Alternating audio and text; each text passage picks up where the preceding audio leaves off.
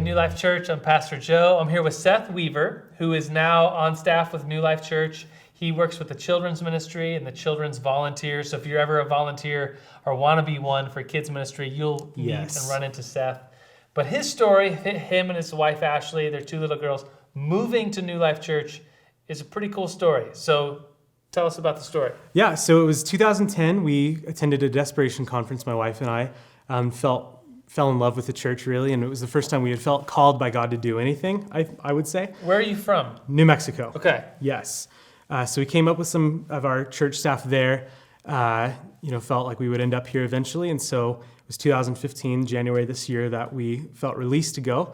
I applied for a job somewhere else, and I didn't get that. But your plan was just to move to Colorado Springs. Our plan was to come, just to be with New Life, yes. This community. Yes, and so didn't get that job, began praying, God, we want this to not look like it just kind of coincidence fell together. We want it to be blaringly obvious that it was all you.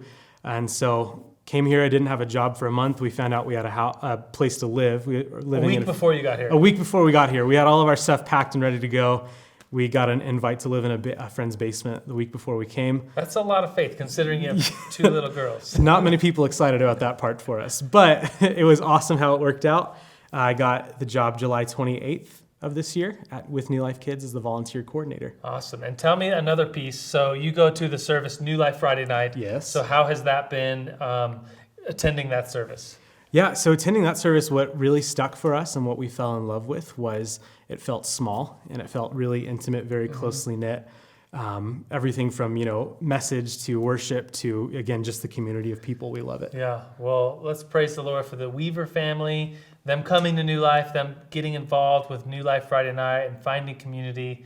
I'm Pastor Joe. This is this week's New Life Story. See you next week.